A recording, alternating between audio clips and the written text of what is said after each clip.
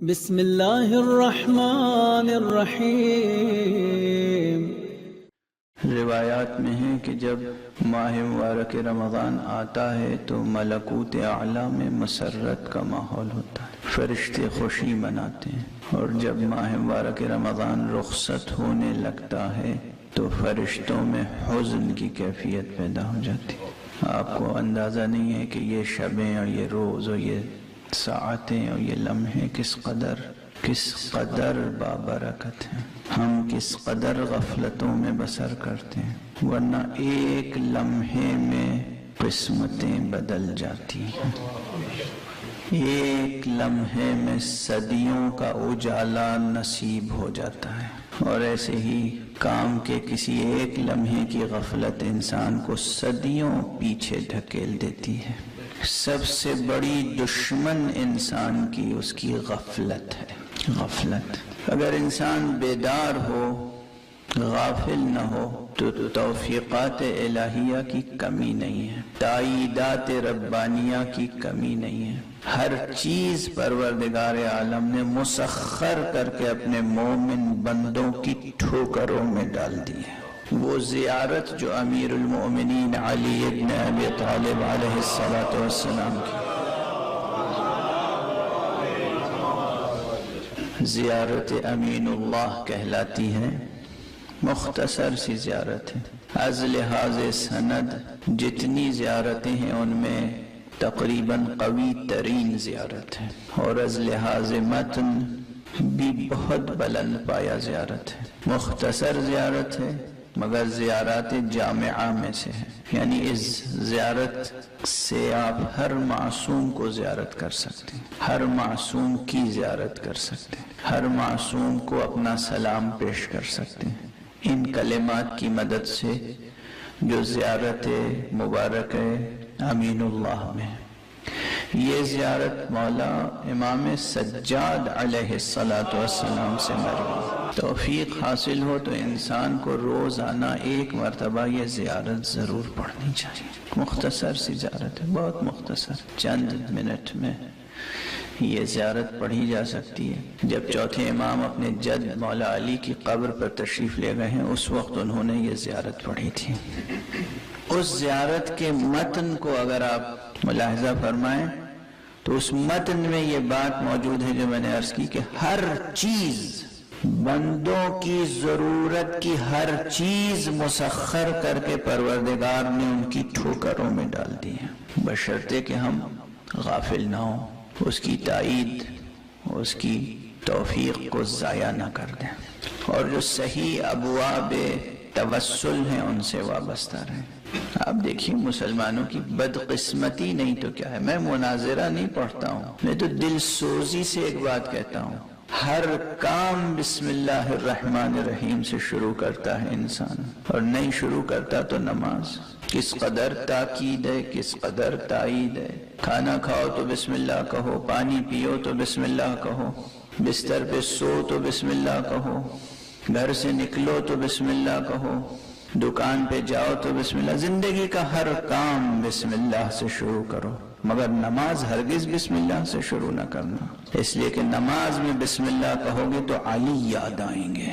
یہ مسلمان جو علی کے بغض میں آج تک مبتلا ہے، جس فقہ کی بنیاد بغض علی پہ ہو وہ فقہ کہاں لے جائے گی، وہ فقہ کہاں لے جائے گی۔ میں مناظرہ نہیں کر رہا ہوں، مناظرہ نہیں پڑھ رہا ہوں، ایک دل سوزی کی بات ہے، دل میں درد ہے، تکلیف ہے، کہاں جا رہا ہے مسلمان۔ بسم اللہ الرحمن الرحیم میں 19 حرف ہیں، اور بعض عرفاء نے ہر حرف کی تفسیر میں ایک مکمل جلد لکھی ہے۔ یہ 19 حروف کی مناسبت ہے کیا؟ 2-3 نکات عرض کر کے آگے بڑھتا ہوں۔ جہنم کا بیان قرآن مجید میں ہے، سورہ مدثر میں ہے کہ جہنم پر مأمور 19 فرشتے ہیں، 19 وہ ملائکہ ہیں جو گناہگاروں کو جہنم میں دھکیلنے کے لیے مأمور ہیں۔ علیہا 19 سورہ مبارک مدثر میں۔ زبانیہ کہتے ہیں ان مأمورین کو جو جہنم پر مأمور ہیں۔ یہاں پر روایت آتی ہے اور کہتی ہے کہ اگر انسان صرف آیے کریمہ بسم اللہ الرحمن الرحیم سے استمداد کر لے تو یہ 19 حرف جہنم کے 19 راستوں کو بند کرنے کے لیے کافی ہیں۔ یہ ہے بسم اللہ، یہ ہے بسم اللہ۔ نماز کس لیے پڑھتا ہے انسان؟ تاکہ بہشت ملے اور جہنم سے نجات مل جائے۔ ماہ مبارک رمضان میں آپ کو جو دعا سکھائی گئی ہے، یا علی یا عظیم یا غفور یا رحیم انت الرب العظیم الذی لیس کمثلہ شیء وہو السمیع البصیر، اس دعا کو روزہ پڑھتے ہیں۔ آخری فقرہ کیا ہے دعا؟ فَيَا ذَا الْمَنِّ وَلَا يُمَنُّ عَلَيْكَ مُنَّ عَلَيَّ بِفَكَاكِ رَقَبَتِي مِنَ النَّارِ، پروردگار اس مہینے میں تو جس پر بھی احسان فرما، مگر مجھ پر یہ احسان کر کہ میری گردن کو جہنم سے آزاد کر دے، جہنم سے رہائی۔ بڑی لطیف دعا ہے یہ، بڑی عظیم دعا ہے۔ وہ دعا کیسی ہوگی؟ جس کا آغاز لفظ یا علی سے ہوتا ہوگا۔ بے شک یہاں پر یا علی سے مراد وہ علی عظیم ہے، اللہ مراد ہے، مگر یہ یاد رکھیے، پوری ذمہ داری سے عرض کر رہا ہوں، علی عظیم کے اس بندے کو جس کا نام علی ابن ابی طالب ہے، اس کو بھی اگر یا علی کہہ کے پکاریں تو نہ شرک ہے، نہ کفر ہے، نہ بدعت ہے، اور اس کے آثار سامنے آتے ہیں، ایک نہیں، ہزاروں نہیں، لاکھوں نہیں، ان گنت تجربے ہیں۔ علی ابن ابی طالب علیہ السلام جو روح و جان قرآن ہے، روح و جان بسم اللہ ہے، بنص قرآن، اسم اعظم لفظ کی شکل میں بھی ہے، مگر اس کی خصوصیت نمایاں تب ہوگی جب کسی اہل بسم اللہ کے زبان پر جاری ہو۔ اسم اعظم السنخ لفظ ہے، لفظ میں بھی اسم اعظم ہے، مگر نمایاں کہاں ہوگی اس کی خصوصیت؟ لوگ ڈھونڈتے پھرتے ہیں اسم اعظم، کتابیں الٹتے پلٹتے، زندگی گزر جاتی ہے، ایک ایک کے پیچھے بھاگتے ہیں، ایک ایک خانقاہ نشیں، ایک ایک تکیہ نشیں، ایک ایک خود ساختہ عارف اور ولی اور خدا معلوم کیا کیا سب کے دروازے پہ جاتے ہیں۔ اسم اعظم بتا دیجئے، بتا دیں گے تو کیا ہو جائے گا؟ معلوم ہو جائے گا، ہم جیسوں کو اسم اعظم معلوم ہو جائے گا تو کیا کر لیں گے؟ کون سا انقلاب برپا کر لیں گے؟ قرآن مجید اسم اعظم ہے، بسم اللہ اسم اعظم سے اتنا قریب ہے جتنا سواد و بیاض چشم۔ سورہ الحمد میں اسم اعظم موجود ہے، حروف مقطعات قرآنیہ اسم اعظم کے حروف ہیں جو مکررات کو حذف کر کے صرف 14 حرف بنتے ہیں، اس سے زیادہ نہیں، مکررات کو حذف کر کے 14 حرف بنتے ہیں۔ یہ الف لام میم، الف لام را، الف لام میم صاد، یہ یاسین، یہ طٰہٰ، یہ سب کیا ہیں؟ کاف ہا یا عین صاد، یہ تمام حروف کو جمع کر لیجئے اور جو مکرر حرف ہیں انہیں حذف کر دیجئے، اب بچتے ہیں 14 حرف۔ 14 حرف یہ روایت معصوم علیہ السلام سے ہے، صحیح السند روایت ہے، روایت یعنی اس درجے پر ہے۔ اب یہ جملہ آیت اللہ العظمیٰ وحید خراسانی کا ہے، وہ تشبیہ میں زور دے کر جب کہتی ہیں تو کہتے ہیں یہ سند اس پائے کی ہے کہ ایک فقیہ جس سند پر بھروسہ کر کے حلال و حرام کا فتویٰ دیتا ہے۔ ایک فقیہ، ایک مجتہد ہر روایت پہ تو تکیہ نہیں کرتا نا، یہ تو آپ حضرات کا انداز ہے کہ بس کتاب کوئی سی بھی اٹھائی، کوئی بھی چیز دیکھ لی، آپ کے یہ سند ہے، آ کے کھڑے ہو، یہ دیکھیے کتاب، جیسے لگتا ہے وہ کتاب ہم لوگوں نے تو دیکھی ہی نہیں ہے، یہ دیکھیے روایت، چشم بددور، جو روایت آپ نے دیکھی وہ ہم نے تو دیکھی ہی نہیں تھی۔ اور ان بزرگوں نے جنہوں نے پوری زندگی بسر کر دی ہے، ایک ایک حرف اپنی پلکوں سے چنتے ہوئے، شب و روز کام ہی یہی ہے کہ معصوم نے کیا کہا یا معصوم سے کیا چیز نسبت دی گئی۔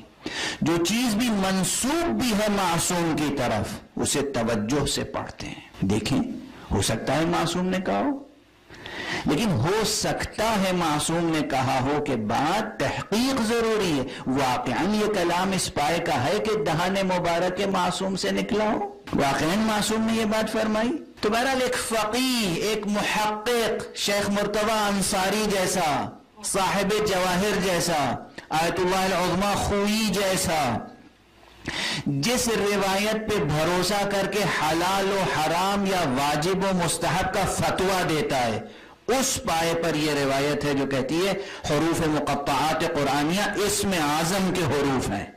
اب جب یہ اسم اعظم کے حروف ہیں، توجہ رہے، جب یہ اسم اعظم کے حروف ہیں، ہم بھی روز پڑھتے ہیں قرآن اور الف لام میم کہتے ہیں، کاف ہا یا عین صاد کہتے ہیں، حام میم عین سین قاف کہتے ہیں، ہم روز بسم اللہ الرحمن الرحیم کہتے ہیں، مگر وہ آثار ظاہر نہیں ہوتے مگر یہی حروف اگر علی ابن ابی طالب کی زبان پر آ جائے،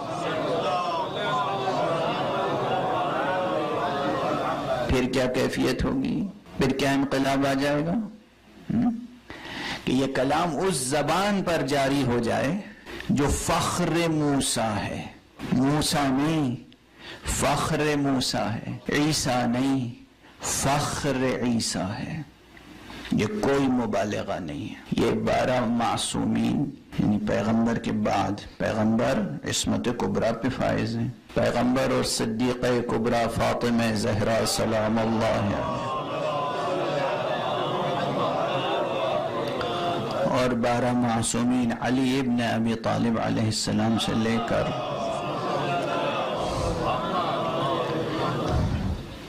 یہ اس عصمت کبریٰ پر فائز ہیں، یہ اس ولایت عظمیٰ پہ فائز ہیں، یہ ہستیاں تمام دوسرے انبیاء سے افضل ہیں، اس میں کسی شک و شبہ کی گنجائش نہیں۔ آدم علیہ السلام سے لے کر عیسیٰ ابن مریم علیہ السلام، یہ ہمارے درمیان بھی شکوک و شبہات پیدا ہوتے ہیں، جوش خطابت کے انداز میں بات کہہ کر لوگ گزرتے ہیں تو عام طور پر یہ تاثر ہوتا ہے کہ بس جوش میں بات کہہ دی، میں جوش سے تو نہیں کہہ رہا ہوں، بڑے اطمینان سے کہہ رہا ہوں، اور اطمینان سے آپ سن رہے ہیں، اس میں کوئی مبالغہ نہیں ہے، اس میں کوئی جانبداری نہیں ہے، اس میں کوئی عقیدت مندی نہیں ہے، اس میں کوئی ہمارے جذبات کی شمولیت نہیں ہے، یہ سچائی ہے دین کی، یہ سچائی ہے وجود کی۔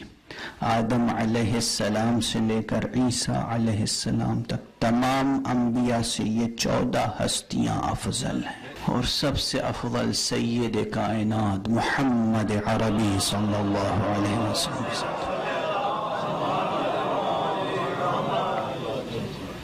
اس میں کسی شک و شبہ کی گنجائش نہیں ہے۔ میں کل دیکھ رہا تھا بعض چہروں کو، جب میں فضائل پڑھ رہا تھا تو ان کے چہرے مرجھا رہے تھے، کل شب میں یہاں جب میں نے کہا دعائے سماعت میں جو واسطہ دیا گیا اللہم انی اسألک باسمک العظیم الاعظم الاعز الاجل الاکرم، یہ محمد کا واسطہ ہے، تو ان کا چہرہ بجھ گیا، ایک ایسی کیفیت پیدا ہوئی کہ جیسے بس یہ مولوی اور کیا کہے گا، مسلک پرست ہے، اپنے مذہب کی بات کہہ رہا ہے۔ خدا کے واسطے انکار کرنے سے پہلے، شک و شبہ میں مبتلا ہونے سے پہلے اس علم کو حاصل تو کریں، پڑھیں، ڈوبیں، استدلال کو سمجھیں، مآخذ، منابع، مصادر تک پہنچیں، مطمئن نہ ہو تو رد کر دیجیے گا۔ لیکن ممکن نہیں ہے کہ آپ اگر علمی دیانتداری کے ساتھ آگے بڑھیں تو مطمئن نہ ہو۔ میں اور کوئی شرط نہیں لگا رہا ہوں، علمی دیانتداری سے تو کوئی بھی اس شرط کو رد نہیں کر سکتا نا، سائنٹیفک اپروچ، علمی دیانتداری، عقل و منطق کی روشنی میں آگے بڑھیں، لیکن جو ڈسپلین ہے اس کی زبان کو سمجھیں۔ شاعری کی اپنی زبان ہوتی ہے، سائنس کی اپنی زبان ہوتی ہے، مذہب کی اپنی زبان ہوتی ہے، مذہب کی ایک زبان ہے، اس کی اپنی اصطلاحیں ہیں، اسے سمجھیں۔ مگر جب کہا معصوم سے یہ روایت آئی کہ یہ دعا وہ ہے جو جنگ طالوت و جالوت کے موقع پر وہاں تعلیم فرمائی گئی تھی، اور یہاں الاسم الاعظم العظیم الاعظم الاعز الاجل الاکرم سے مراد خود حقیقت محمدیہ ہے، کلمات الہیہ سے مراد یہ 14 معصومین علیہم الصلاۃ والسلام ہے۔ اس کی دلیل ہے، بے دلیل بات نہیں ہے.